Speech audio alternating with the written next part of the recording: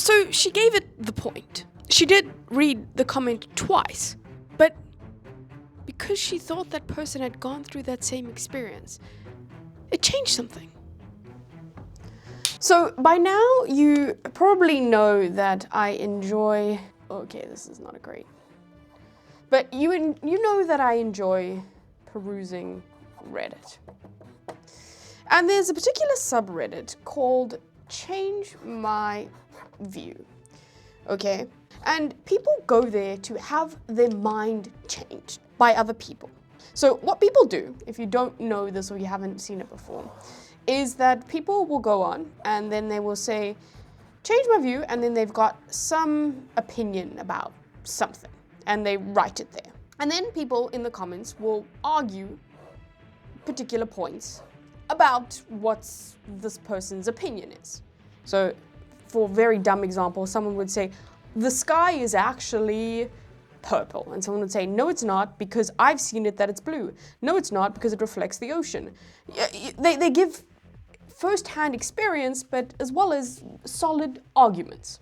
And what this community does, and what's quite cool about it, is if someone does change your opinion, the one that was here, you give them a delta. And this is like a small symbol that says, hey, you got through to me, what you said here really did change my view. And this delta is actually taken very seriously here in the community. It isn't just like a like. It's almost like an admission into this, like a little bit more authority to a degree inside this subreddit, or at least that's how I view it. And what happened? In 2025, researchers from the University of Zurich spent 4 months posting comments across the community. So they were in the comment thread, trying to change the views of many people. And the exact number is kind of around 1,700 comments. And what they were actually doing is they had taken bots. Let me draw a bot as a square. They had taken bots, AI bots, and gave them certain personas or identities. For example, one of them was a survivor. Another person was a black man opposed to the Black Lives Matter movement. And then one of them was a domestic counselor. And then there was also a trauma therapist. And what happens is I'm mentioning these identities because it's important. Because people, when they would read their replies, that these personas that the bots or identities that these bots were given over here in the replies, the people posting the comment would read this and understand, oh, this is a trauma counselor commenting this. And this experiment was run for, I think, like 4 months. And nobody knew that these were AI bots. Everyone thought that they were humans, like actual people with these identities. And then something came out, and then the community actually threatened to take legal action against these researchers. So they pulled everything out. Their research was null and void. I don't even think they got a paper out of it. But the data was already there.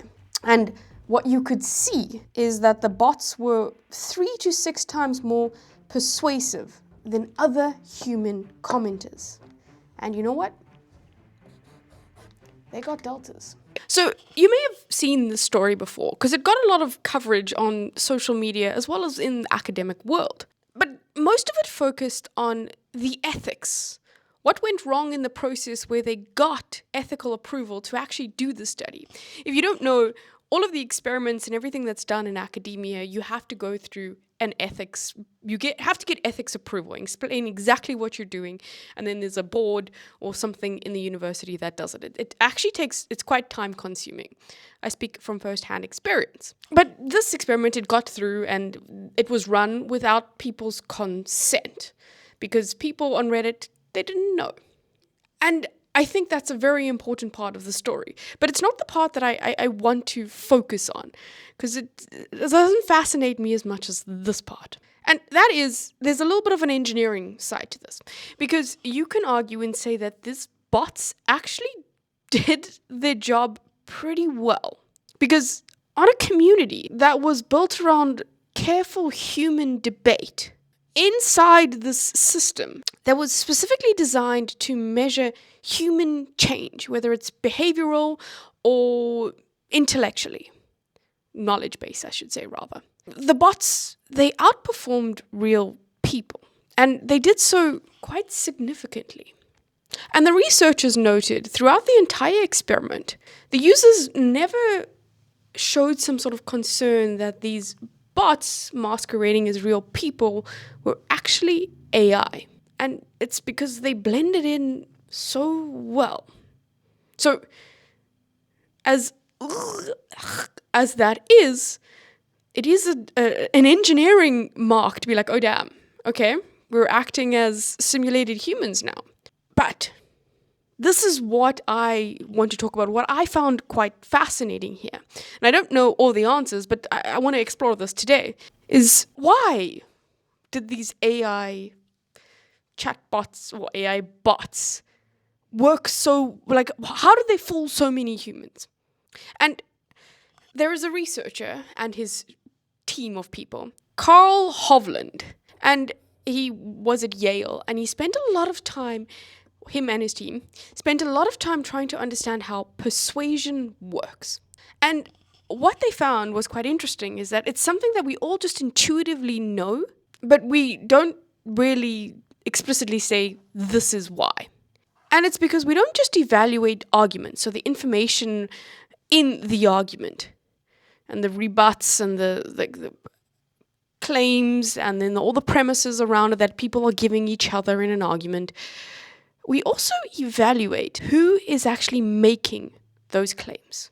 And two things drive that evaluation. The first is how much we trust the source, and the second is how much expertise we think that they have. And both of these things change how their point or the message that they're trying to get across to you actually, like, for lack of a better word, lands in your head. Like, you know what I mean. And this is like before we've like engaged with the logic of it, before we thought their point through and stuff. And think of it in this way. A trauma counselor has certain expertise that we put on with this person because we're like, they've probably seen this stuff before or even seen worse. Therefore, I'm going to trust a little bit more of what they say than, I don't know, your random cashier.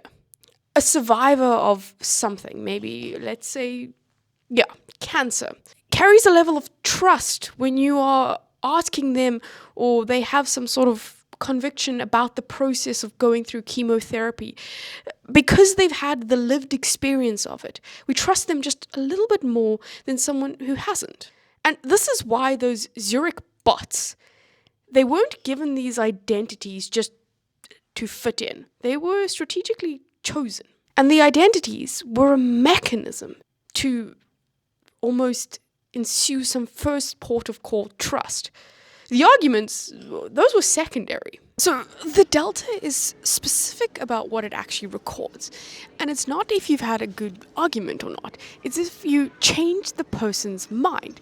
It's actually so bright. I'm so sorry. I'm going to have to keep these on. And the community, the other people that look at someone that's got a delta on their name, I'll give an example here of what it looks like. They treat those people a little bit differently because it's almost proof of an honest exchange between people.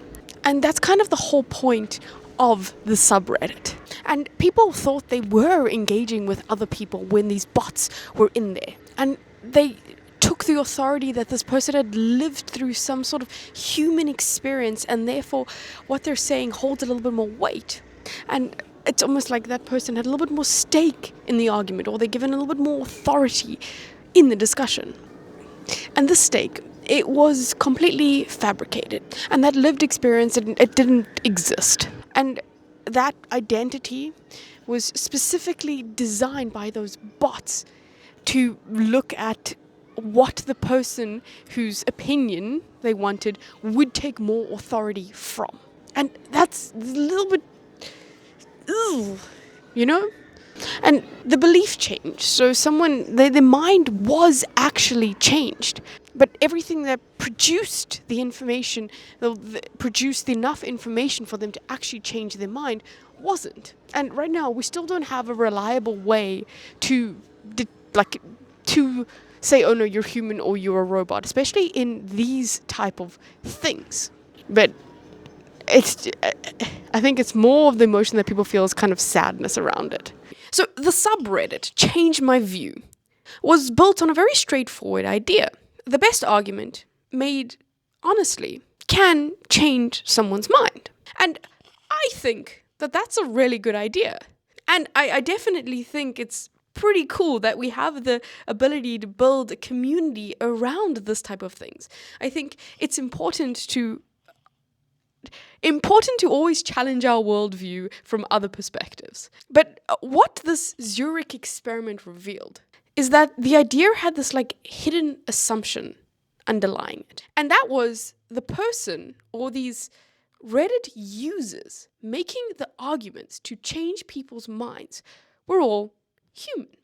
And that rule wasn't explicitly stated in the description. It wasn't checked for when you join the subreddit. We didn't have to go through a human test to comment on things. It felt like it wasn't needed. People weren't questioning that. It was almost like this invisible thing that everyone on here is humans. That have happened on...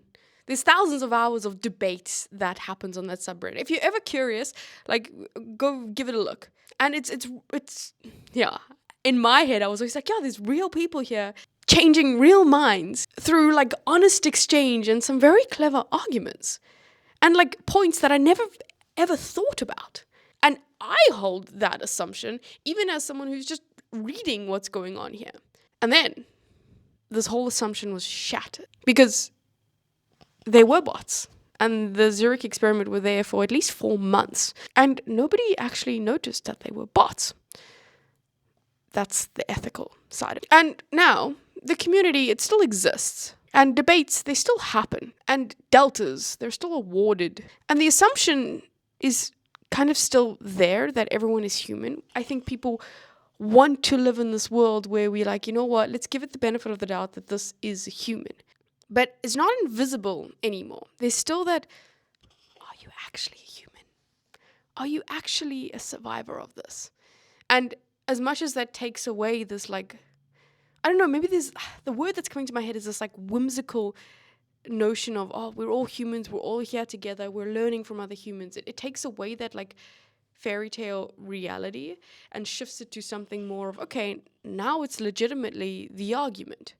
And there is something in that as well, but it still changed something. The thing with this